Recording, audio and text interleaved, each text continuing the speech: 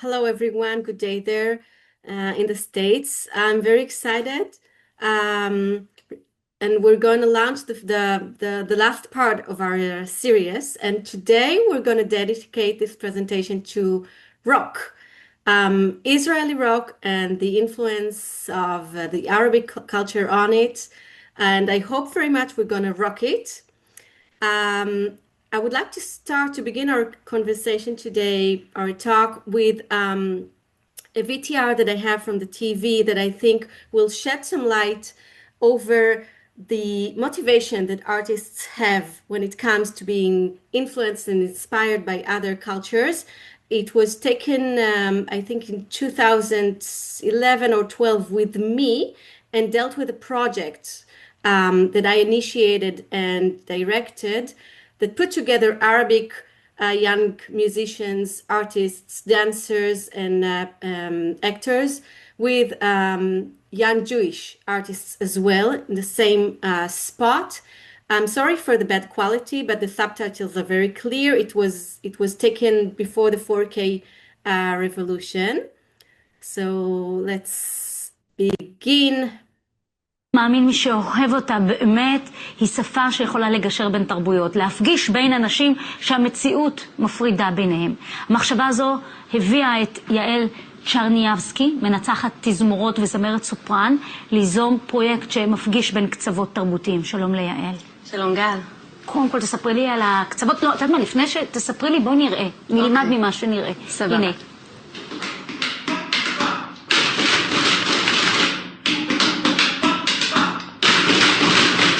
בעצם מה שמחבר את כל האנשים שנמצאים פה, מעבר לזה שאנחנו ככה כולנו שכנים וקרובים פיזית, יש לנו גם משהו שמחבר בינינו וזה הלב.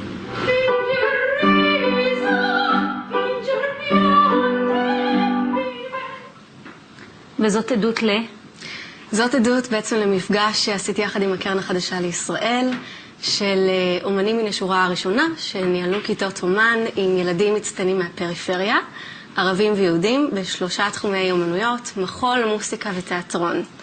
חברו אליי אומנים גדולים וכוכבים במובן המקורי של המילה, דרור קרן, יוסף אבו ורדה בתיאטרון, דורון רפאלי, מירב שרבי במחול, ולצד הכיתת אומן שלי באופרה היה איתי פרופסור תייסיר אליאס, שהעביר כיתת אילתור וכיתת אומן רגילה לילדים ערבים ויהודים בכלים מערביים וכלים ערביים. ומה קרה שם? תראי, אני לצערי הייתי קרואה בין הביקור שלי בכיתות האומן האחרות לבין הכיתה שלי עצמי. הייתה אווירה מאוד מאוד מיוחדת ומרנינה, זה אני יכולה להעיד. איפה זה התרחש? זה התרחש בבית הסופר בתל אביב, מדובר בפיילוט. מה קרה שם? קרה שם שילדים נפגשו עם שני מושגים שבעצם הלכו אותי לאורך הדרך הזו, מושגים של פתיחות וחשיפה. הם גם הכירו בתרבויות אחרות ובאומנויות אחרות דרך המפגש הזה. וגם נחשפו לעבודה עם אומנים בוגרים ובשלים, ונחשפו ככה לדרכי עבודה שונות מן הרגיל. תתארי לי. תראי, ילדים, אומנים צעירים גדלים בדרך כלל במסגרת די מקפידה, הייתי אומרת, אצל מורים פרטניים מגילאים יחסית צעירים, וחשוב מאוד שהם יחשפו לאומנים אחרים, לאינטרפטציות אחרות, לדרכי עבודה וגישות שונות. חוץ מזה, לי היה מאוד חשוב שילדים גם יכירו תרבויות אחרות וז'אנרים ואומנויות אחרות ממה שהם עצמם מבצעים. אז איזה ז'אנרים הם פגשו? אז לדוגמה, בתיאטרון היה פיוז'ן תרבותי די מיוחד, כי הפגשנו ילדים שעסקו במחזאות ערבית, מערבית ועברית. אז היה לנו שם מפגש בין סמיול בקט לטנסי וויליאמס, לסעדאללה ונוס, שהוא מחזאי סורי, ולחנוך לוין שלנו. הכיתת אומן נועלה גם בערבית וגם בעברית. היו שם גם אימפרוביזציות בשתי השפות, וגם את המונולוגים עצמם הם ביצעו בשפתם. בכיתה של תייסיר אליאס היה באמת מפגש של אילתור ממש פיוז'ן, במובן המקורי של המילה, בין כלים כמו אוד. ומה זה עשה? מה זה עשה בין האנשים? פתח. אני חושבת שזה פתח אנשים. גם מהמקום, סליחה על המילים הקיצ'יות, אבל גם מהמקום אנחנו אוהבים כאן קיץ', גם המקום הכי פנימי שלהם, וגם מהמקום האינטלקטואלי. זאת אומרת, יש פה כלי שמנגן בריבי טון, זה משהו שהאוזן שלי לא מורגלת פה. וואו, אנטיגונה בערבית, דבר שאני באופן אישי עמדתי והשתהיתי מולו. זאת אומרת שזה ענה לציפיות? זה פתח את התיאבון. אני אתפנה לזה בקרוב ואצל תוכנית ארוכת טווח. אז תקראי לנו, אנחנו מאוד רוצים ללמוד מה זה עושה, מה זה באמת עושה בין אנשים. אני מאוד מודה לך שחשפת אותנו ופתחת אותנו לנושא הזה. תודה רבה. Okay, so as we could see, what I found very, very important, especially for young musicians and young artists in general, is to be exposed and to be open to other kind of sounds, other kinds of languages, other kinds of mentalities and cultures.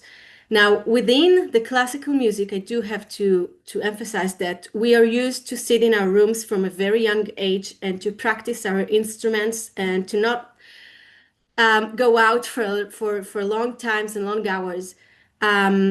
That's actually might sometimes make people a little narrow-minded and not that curious regarding other kinds of life activities. However, I found that real artists never stay in that ghetto, and they always curious and hungry to know what's else there. I strongly believe that real artists like philosophers and other intellectual human beings also need to know things outside their own specialties, such as musicians supposed to be able to enjoy and appreciate fine arts and to visit the theater and the ballet. So it was important to me to make people who come from the classical music field come across with people from the ballet and to come across with people from theater, and for drummers to be aware that there is an Antigona and there is literature in the world.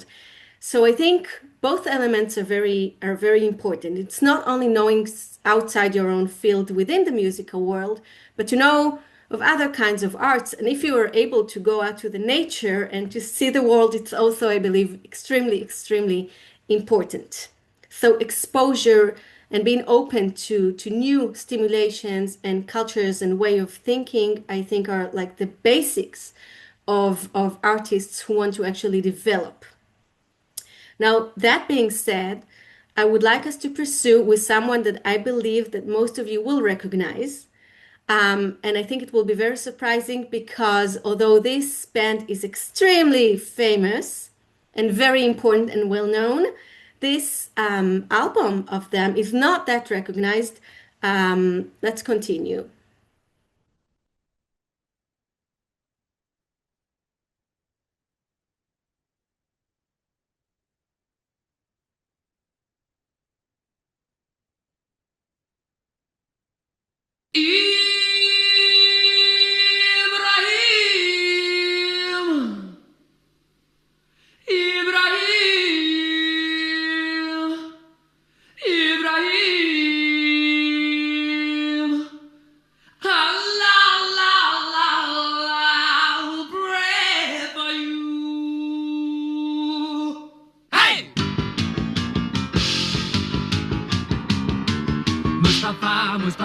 Mustafa Ibrahim. Mustafa Ibrahim.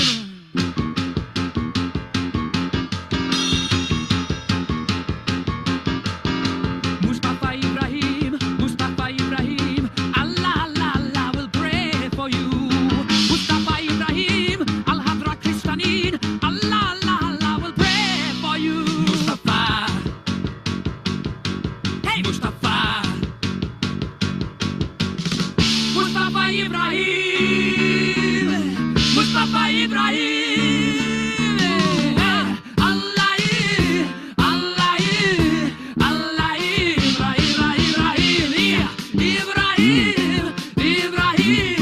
Ibrahim, Allah, hey! Okay, as usual, I have to cut it, but this is Queen the band, and this is from 1978 from an album called Jazz, which doesn't deal with jazz as far as I remember. And this song, Mustafa, is extremely, on the one hand, really not a Queen song, but on the other hand, a very Queen song. And you can actually, if you listen to it carefully, you can see that he managed to merge. Freddie Mercury composed it, and he managed to really combine the two genres of something that is totally from the Middle East. By the way, if I'm not mistaken, part of his origins are Persian, and he uses some text in Persian. I think it's gibberish Persian, but there is an element. And of course, words in Hebrew such as Ibrahim, that's a name, and Mustafa, that's also a name. And he's playing with two words. And it's very, very interesting because he's using those themes that are totally Middle Eastern. And then the band comes in a very Queen style way and bends with it somehow.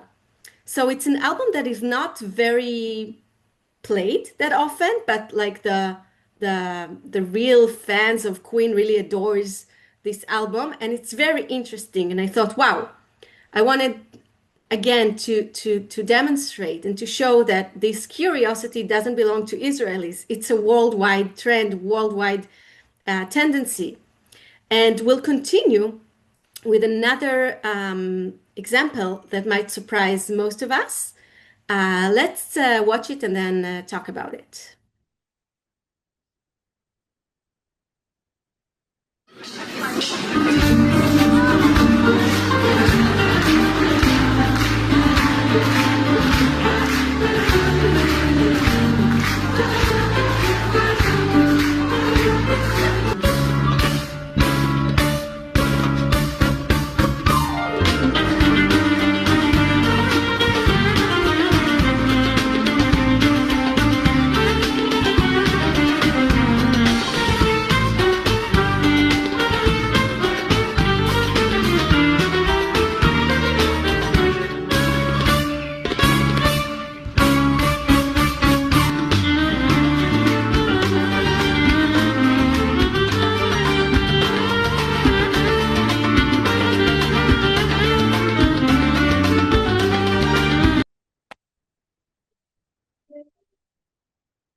Okay, so as we could see, they took Mozart's 40th Symphony, which is extremely famous and well known, and rearranged it into an Arabic arrangement with Arabic tuning and instruments and everything. And we have the Arabic violin playing there, and then they just shift into pure total Arabic music, I guess, in order to show that in the end, not all of the things in the world, but many of them can actually somehow echo with each other.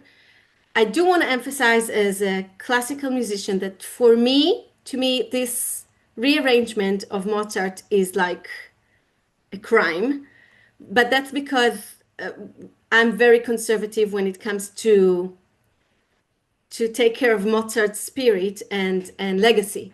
And I have no idea what Mozart would have thought about it, but I do have a feeling that he might have actually appreciated it because Mozart was very naughty, extremely pioneer when it came to new things and new adventures. He was the first who insisted to write an opera in German. He was very curious about the Ottoman culture. He uses some Ottoman elements in some of his works, at least the Ottomans elements that he imagined to be Turkish. But nevertheless, he was extremely curious. I cannot say anything from the mouth of Mozart, no one can.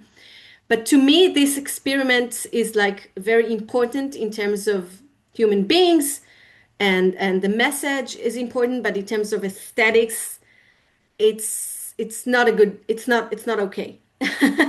But I do respect the will to show that things can correspond with each other and humankind is humankind. So I wanted to show you that also people from the Arabic world is very interesting. They're very interesting about the Western world, and they want to see whether they can dance with it, they can flirt with it. they can play with it, and they can. They have lots of projects like that in Egypt, I think in Saudi Arabia, in Dubai. They do mix it quite a lot. And by the way, I do also want to mention that we nowadays have some very, very, very good, brilliant musicians who come from Arabic countries. We'll continue with another pop star, but I did wanted to take part in this lecture because it's very interesting and surprising.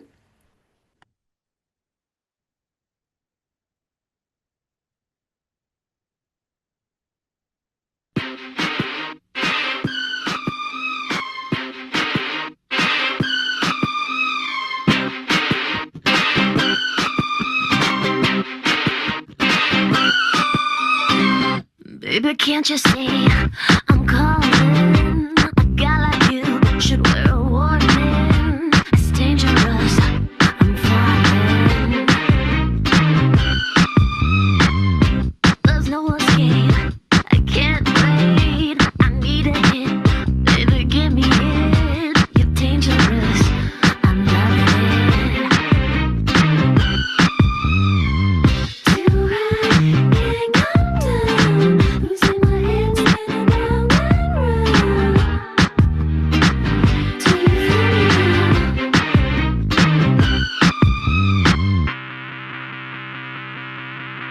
With a taste of your lips, I'm alright.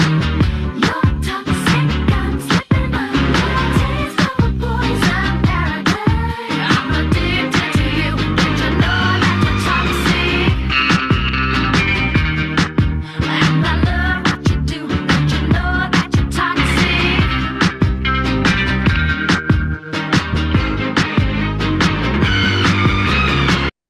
Okay, so this motive, tee nee nee nee nee, in Britney Spears' Toxic song, which is a really, really good pop song under like any criteria, she uses that theme, which is Arabic, and she intertwined it into the second part of the song. And here you can see a very smart combination of Arabic theme that actually leads us through the beginning of the song, and she meets it then back later after the Western arrangement is already here, and they mix it together, and it's smart, and it's a very, very good pop song. Of course, I don't pay any attention to Britney Spears' persona. It's irrelevant to our issue. But I wanted to also emphasize that although, as I said last time, the definition of rock as to pop is very complicated and complex, and I'm not getting into it too deep. But I do want to mention that in general, one of the things that characterize rock is the ability of rock and the willing of rock to kick and to rebellion and to say something that is not very popular or not, of course, not politically correct, and will not definitely be welcome warmly. And I wanted to show that the Arabic theme gets inside the pop, even if they're not aware of it, or they don't mean to say, hey, listen, we're now exposing you to something Arabic that is not Western. I'm not sure they're aware of it, but the Arabic elements are so intertwined within the Western culture nowadays that you can meet it in Shakira music, and you can meet it in Britney Spears music, as I just demonstrated. And now we're going to the main issue, and this is the Israeli rock. And we're going to shift into two artists who are really like legends in rock, Israeli rock. They had a band in Belgium. They were called Rami Fortis and Berry Sakharov. And Berry Sakharov is the idol of me. And we're going to watch a very, very, I would say, biblical text by them that was written in 1992. I copied the text for you, so you'll be able to read it while we watch it. There we go.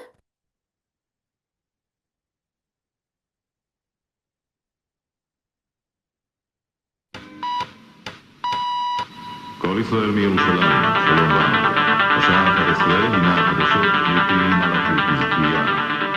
עם קרוב ביטחון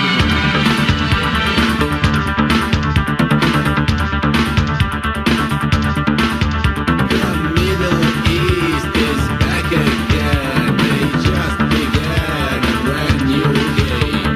The Middle East keeps you informed. Is it the truth or is it not? You see it through your TV screen. You absolutely don't fit in the Middle East.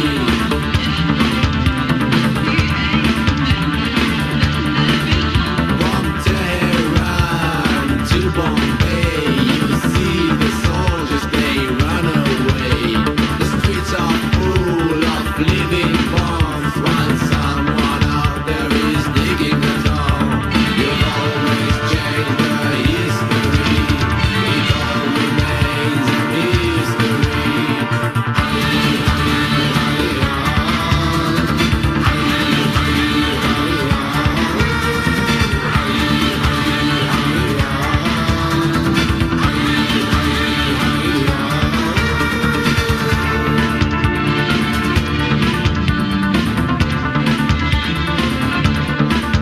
You don't agree, you think it's funny, 'cause all you care is about your money. That doesn't look so far, my dear.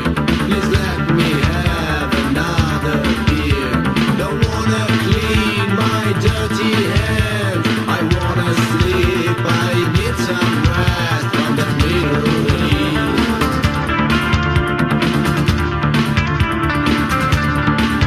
The Middle East blows up again. Does anyone feel the pain of those who hold on to their dream? I hear the voice, I hear them scream. We've always changed the history. We don't accept that misery.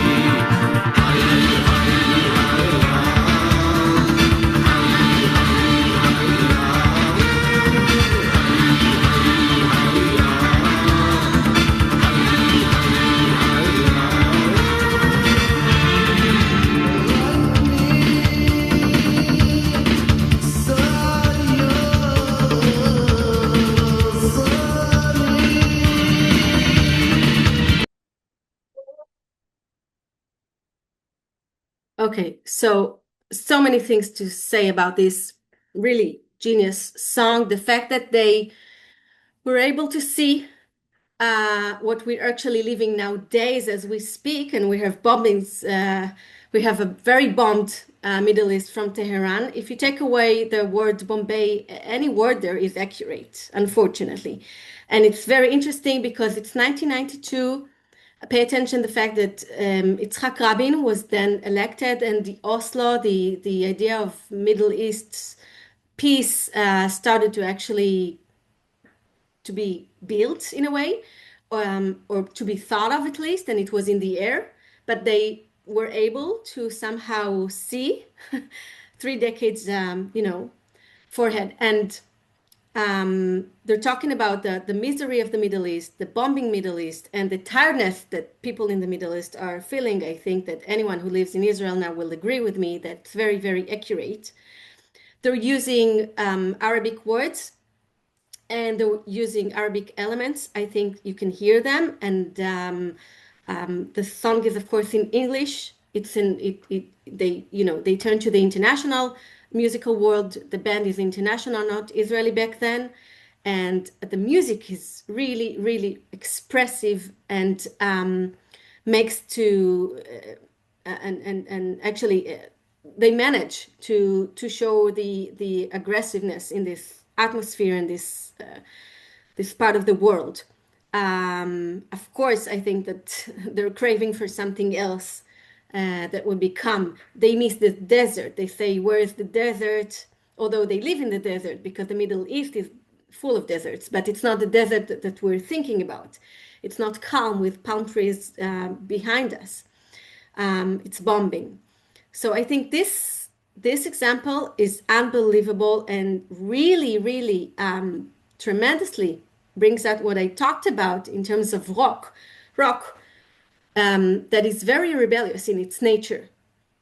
We'll continue to another song of them, just for a few seconds, and we'll move on, and we'll talk about it, of course, as usual.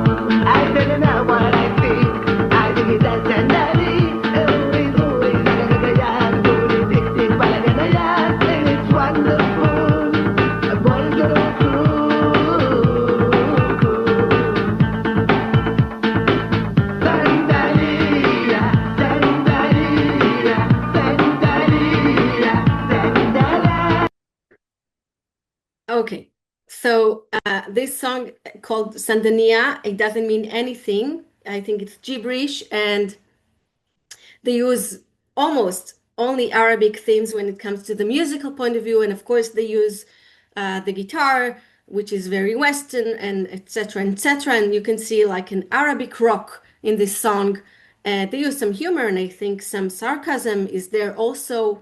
Again, very rebellious. I think they used a lot of drugs during that period, and you can feel something that is very, I would say, not that clear in their minds. You can feel something obscure, I would say. We'll continue with something else of Beri Sakharov and Rea Mochiach. I'll talk about them later. And if you remember, during our last session, our first session, when I introduced the whole thing a few months ago, I mentioned the genre called piyutim, the Jewish poets who came mainly from the eastern part of the world. We do have them in the West, but they're not that common or not that rooted in the West Jewish culture. In the East culture, they're very, very, very rooted and part of their daily life and religious life. One of the most important poet who wrote piyutim was Shlomo Ibn Gavirol, who you might have heard of. And I've also translated this text for you. We'll read it, and then we'll continue. So, this one called Shalom Lecha Dodi, which is peace to you, my beloved, pure and noble one. Peace to you from a maiden gentle as a pomegranate. Run swiftly to meet your sister, to bring her salvation, and deliver her as once the daughter of Rabbah, city of Ammon. What is with you, O fair one, that you awaken love? And let your voice resound from the sanctuary in the voice of rejoicing. Now is the time when you desire love. Hasten it. With her and upon her, land as fertile as Mount Hermon.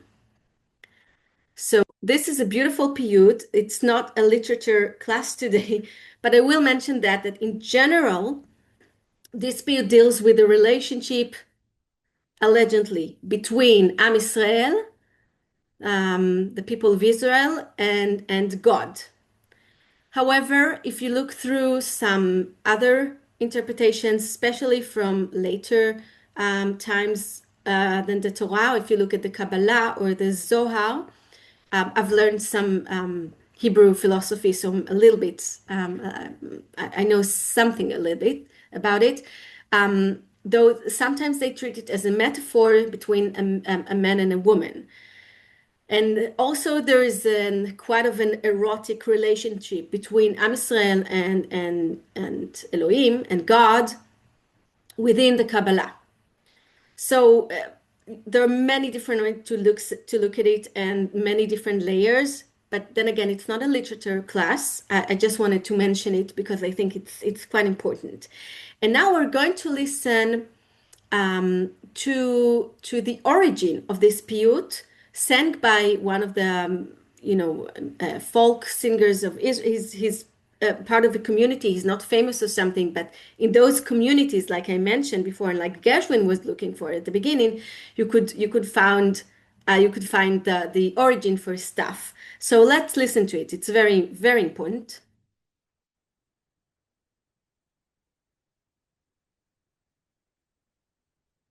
שלום לבן דודי, יצח ויעדמו. שלום לבן דודי, יצח ויעדמו. שלום לך מלך, רק כבורימו.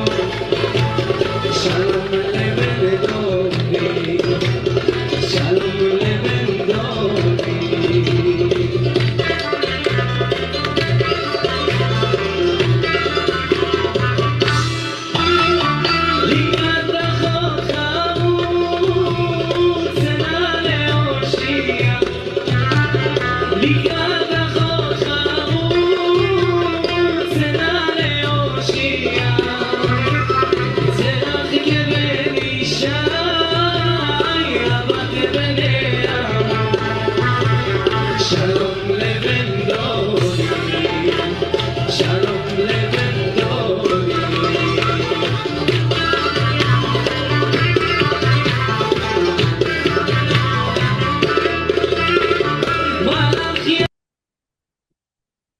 Okay, so as we can see,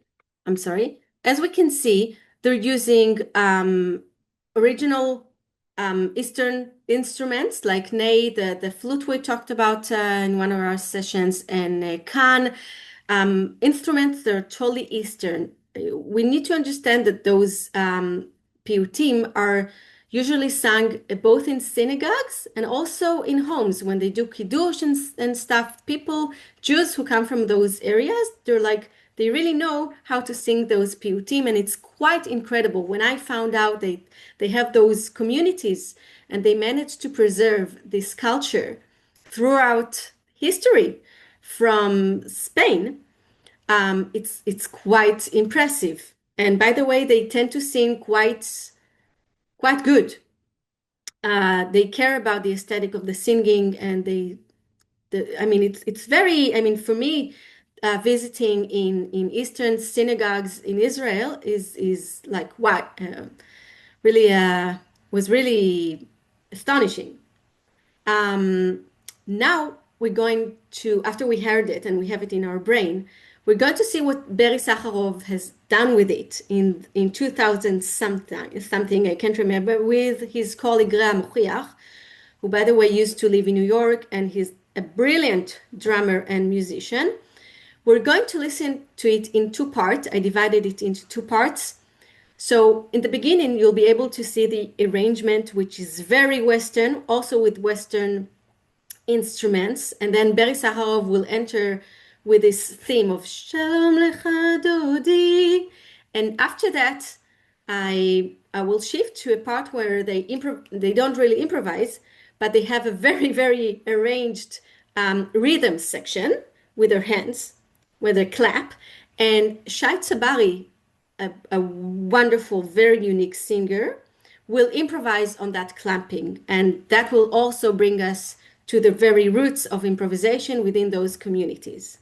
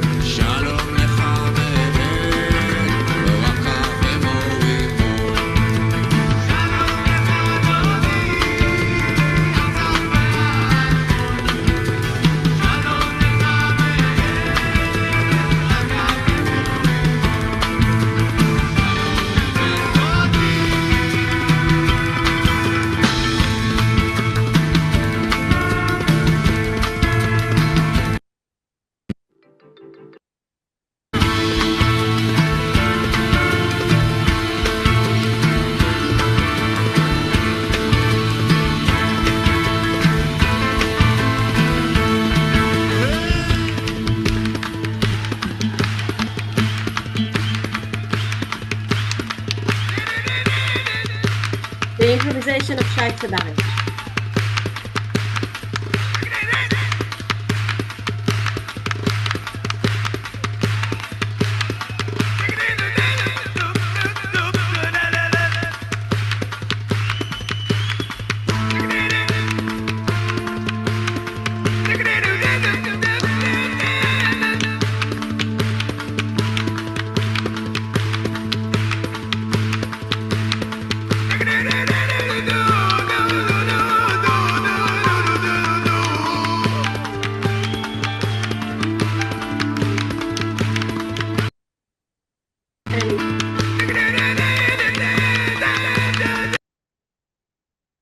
I'm sorry, it keeps on developing.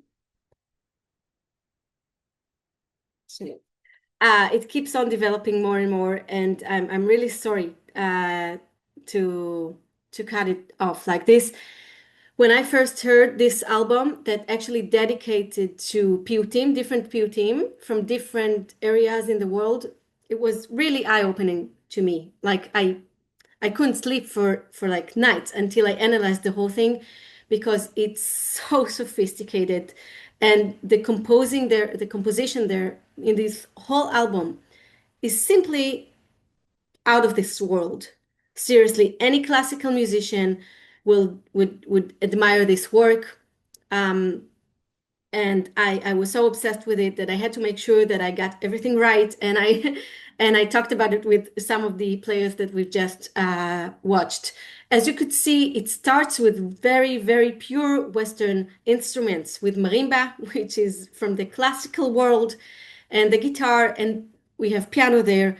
And later on, Shai Tzabari gets in also, and Arabic elements are there. And of course, the clapping, it looks simple and easy. It's really not. It's so very much sophisticated and well thought. So this project was, I think, one of the,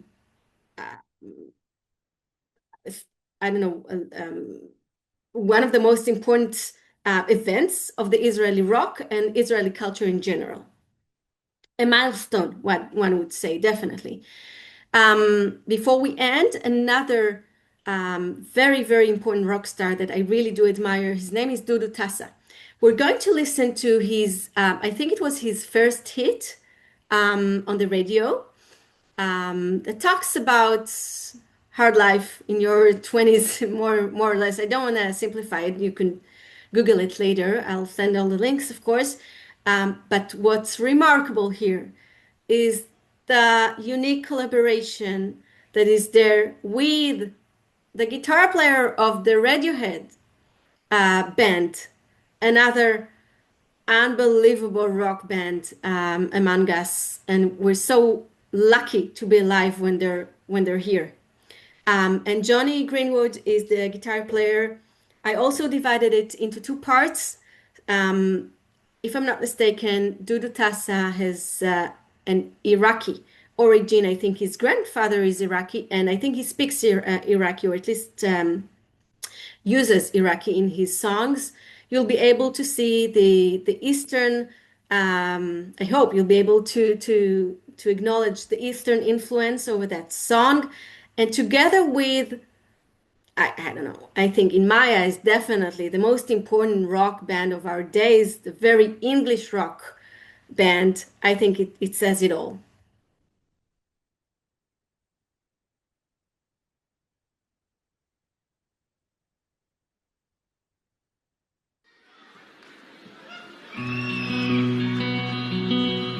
Electric guitar.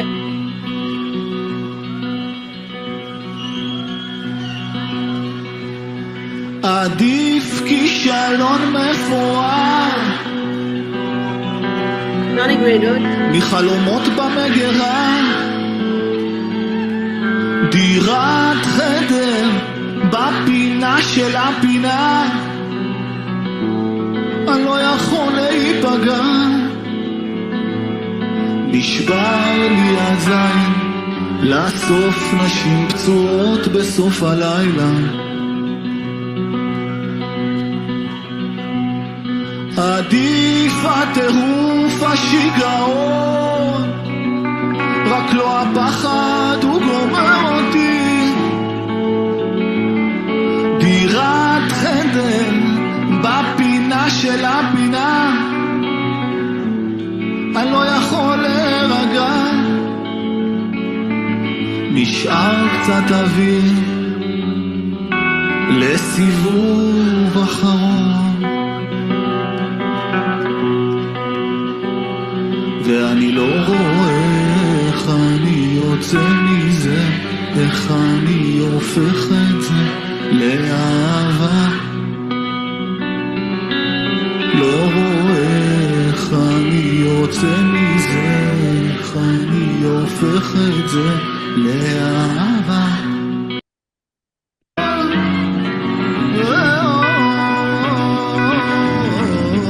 Arabic part.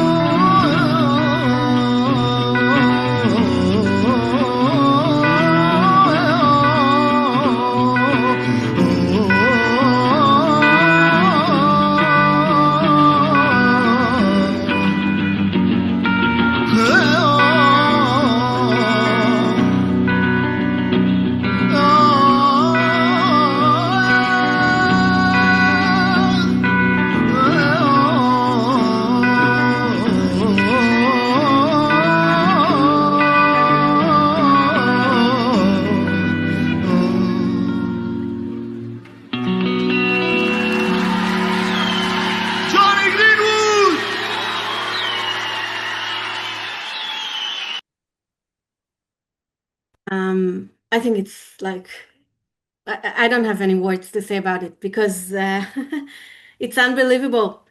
The Dudu Tassa is together there with Johnny Greenwood, who's so modest. By the way, just a small anecdote. Radiohead, before they became Radiohead that we now know today, they came to a very nice, quiet village club in Haifa, up north Israel, and started there. If I'm not mistaken, an Israeli broadcaster who is very famous, Yoav Kutner, paid attention to their first album. And I think they really started here. Johnny Greenwood met his Israeli wife in one of those, in Roxanne, in this club. Just a very interesting anecdote, because who would have thought that Dudu Tassa, like 20 years after, whose origins are from Iraq, and he's extremely talented and very wild, a very good rock star, would come across Johnny Greenwood and collaborate with him, and it will become this really important piece that we now can look at.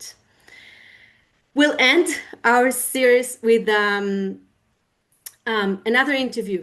I think that's summed the whole thing that I gave to the Israeli television that talks about a collaboration between one of the most important conductors of our days, Riccardo Muti, who actually is your conductor in the Chicago Symphony, and one of my beloved and admired conductors and in general musicians of the classical world. We're all very, very, very honored to have him still working and functioning and leading this very important symphony, one of the greatest of the world.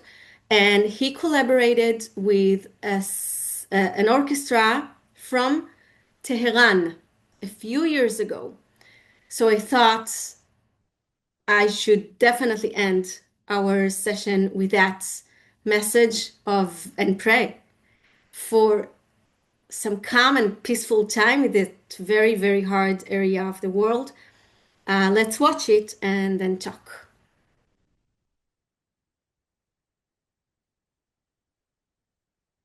סיפור הבא. ביום חמישי האחרון הופיע הרכב משולב של התזמורות הסימפוניות של טהרן ושל רוונה, איטליה, בקונצרט מיוחד בבירה האיראנית. יומיים אחר כך, אתמול, הופיעו שתי התזמורות באיטליה, והנה כך זה נשמע ונראה ביום חמישי בטהרן.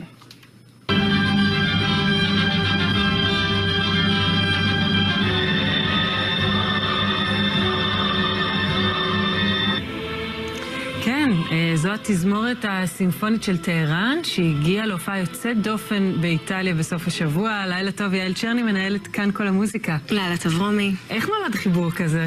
לפי הבנתי, מאסטרו ריקרדו מוטי, שהוא אחד המנתחים היותר חשובים שיש בדורנו, יזם את שיתוף הפעולה הזה עם התזמורת בטהרן. שיתוף פעולה שקצת היכה גלים, וחצה את התגובות לפי הבנתי לתומכים ולמתנגדים. שאני יכולה להבין למה מתנגדים? כלומר, זו מדינה שבקושי מכניסים אזרחים שלה לארצות הברית, לא צריך להרחיב. כן. ובכל זאת, גם במוזיקה עדיין זה חוצה את האולם?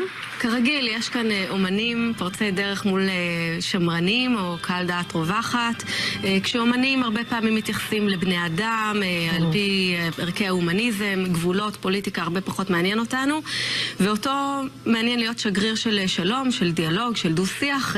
קראתי באיזשהו מקום שהוא רואה את עצמו, או אפילו הוכתר כשגריר תרבות לצורך העניין הזה. מדובר בעצם במסגרת פסטיבל שלו, פסטיבל נורא חשוב, רבנה באיטליה, שהוא יסד יחד עם אשתו, והוא מצא לנכון לשתף פעולה עם אומנים איראנים. דבר מרתק מבחינתי, אני לא מכירה את התזמורת הזאת, אני לא מכירה את המנתחים שלה, אותי זה מאוד מעניין היה לשבת ולהקשיב לקונצרט. כן, תזמורת שנראית לפחות מהתמונות שאנחנו רואים, מערבית מאוד, וגם די ותיקה, לפי מה שאני מבינה, היא כבר קיימת משנות ה-40 עם הפסקות. עם הפסקות, כן. הפסקה בזמן המהפכה, למשל, האסלאמיסטית שם. כן. את מכירה מהפסטיבל הזה, או מההיסטוריה של מוטי, עוד ניסיונות לעשות שילובים יוצאי דופן שיש בהם אמירה? מקרה של מוטי אני לא כל כך זוכרת אמירות פוליטיות כה מעניינות. אני יכולה להגיד שאני פגשתי כמה מוזיקאים איראנים שהיו יוצאי דופן, ולאורך ההיסטוריה הלא כל כך רחוקה יש לנו את ליאונרד ברנשטיין, שנסע להופיע במוסקבה בשיא המלחמה הקרה, עניין שממש היכה גלים באותה תקופה, באופן עולמי, זה היה סנסציה, ודרך אגב גם ה-FBI עקב אחריו, הוא שם נחשד, בקומוניזם, עם עוד לא מעט אומנים באותה תקופה, ויש לנו גם סיפור שהראה ממש לאחרונה, עם הפילהרמונית של ניו יורק, שנסעה להופיע בצפון קוריאה, וממש עוררה שערוריה בסיפור הזה. עוד לא הצליחה להפשיר שם, להעמיס את החומות. נכון. אבל הביקור הזה יוצר איזשהו שינוי, מקבל ביקורים מהסוג הזה, מצליחים לצאת גם מתוך הארנה הזאת של המוזיקה הקלאסית ולחלחל? אנחנו יודעים שבמקרה של דניאל ברנבוים, שיש לו את תזמורת הדיוון, שהיא תזמורת שעובדת על בסיס קבוע, שמאחדת גם ישראלים יהודים וגם ישראלים ערבים וגם יוצאי, לא יוצאי, או תושבי מדינות ערב, יש ממש זיווגים ברמת הנישואים, לא פעם, והרבה נגנים, גם חברים שלי, גם קולגות, מדווחים על שינויים מהותיים אישיותיים כתוצאה מעבודה משותפת עם אנשים שהם באים ממדינות אויב. בוא נשמע מה אומר מאסטרו מוטי על החוויה הזאת, על היצירה המשותפת. E sono felice che nel nome della musica, che non ha confini, non ha barriere, questi due popoli si uniscono insieme e esprimono insieme allo stesso modo. את יודעת, עכשיו רדיוהד מתמודדים עם ה-BDS וקוראים להם לא להגיע להופיע כאן בארץ. יש גם קריאות כאלה בתוך האולמות כשאת יוצאת להופיע כישראלית, או מכירה את ההתנגדויות האלה? היו מקרים בודדים במקרה של ישראלים. היה בלונדון הפגנה קצת לא נעימה כלפי רביעייה שלנו מאוד מאוד חשובה, לפני איזה שנתיים לזיכרוני. לא, אנחנו יודעים שהקהל הקלאסי בגדול הוא בכל זאת יותר מתון, יותר שמרן, יותר מאופק, יותר מרוסן.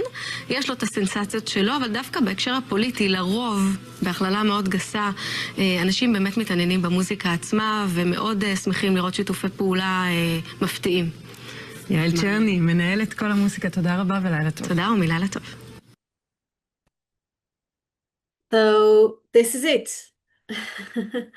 If you have any question, I'll be very delighted to answer, of course. Yael, thank you so much again for such an interesting lecture, and Very welcome.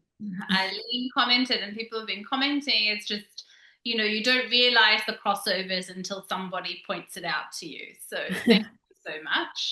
Of course. Mitch would like to know, we've talked a lot about the Arabic-Israeli kind of crossover.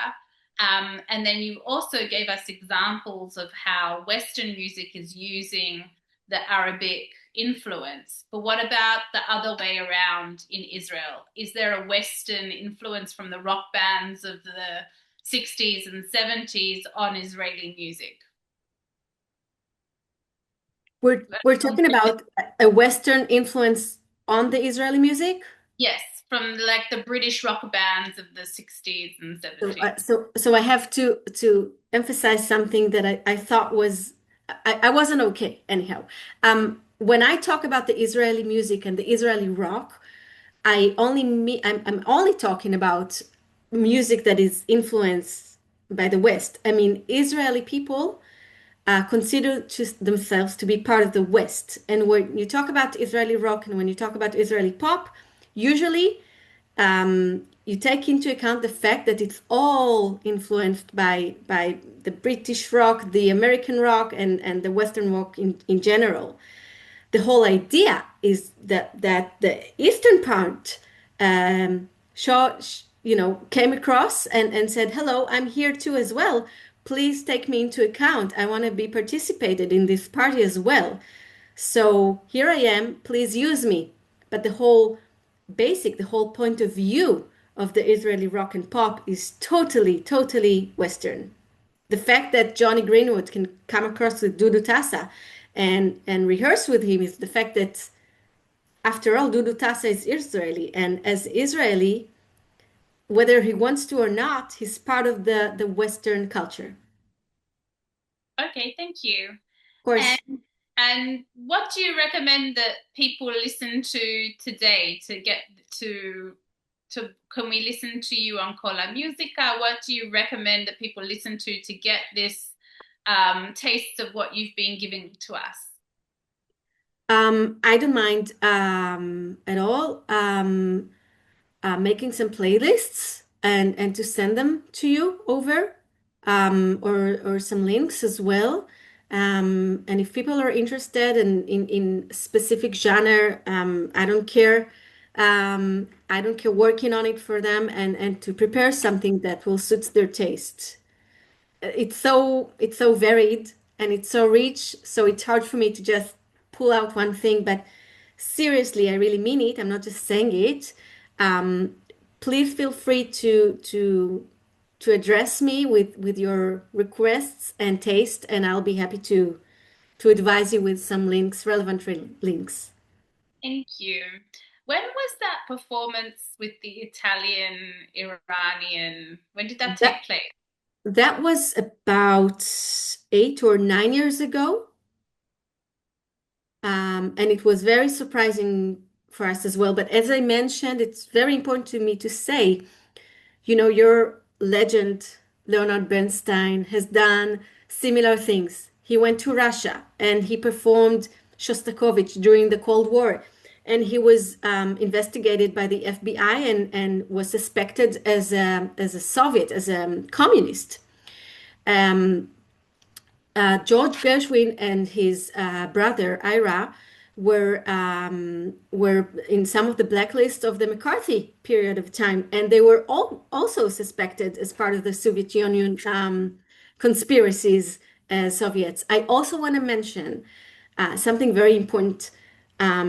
If you look at our classical musicians legends, such as Puccini, and he was incredibly influenced by the Far East, because during the imperialism and the colonialism, suddenly they discover that there is a Chinese and Japanese culture, and they have different keys. And it fascinating. I have a whole series that talking about that, the influence of the Far East on opera. And we also have a whole genre, which called the French Impressionism, that was also influenced by those very delicacy of Far East elements as well. So throughout history of classical music, at least I can say, they were always very intrigued to know what's out there. What can I use? What's interesting there? And of course, it serves their art tremendously, but I think it has done something else, even more important. And it showed to the audience that there are people out there, out of the West, out of America, and those colonias that we control, they have culture, they have life. they have themselves there and they're fascinating. And I think it's a very important message of humanity. Definitely. And that concept of music crossing borders, what is your vision for the future of that? And what other programs do you have planned in store? You mean my private plans? Or Yeah, or you were involved that first video where you showed the project that you were involved yes. in, and Un just everything unfortunately, going on today. And you yes. stated how music crosses borders. So, what is your vision of that for the future? Unfortunately, we're talking in a time where I'm very, very pessimistic during that war. So I have to say that in order to survive, I have to like re-plan my vision. And I believe that I will find myself mostly out of Israel during the next few years in Europe and in the States. I'm citizen of both continents. Um, and I would bring the message of curiosity to wherever I go because I think it's a very, very human message. And I will keep on singing and conducting, I hope, but I'm not sure that I will be able to keep on with my projects with Arabs and here in Israel because unfortunately I don't foresee any good news regarding that issue. I myself had to pay some prices, throughout my career because I've taken actions on that area. So I guess I assume I would have to base myself out of Israel quite soon. Well, we wish you a lot of luck, Yael. Thank We you very, very much.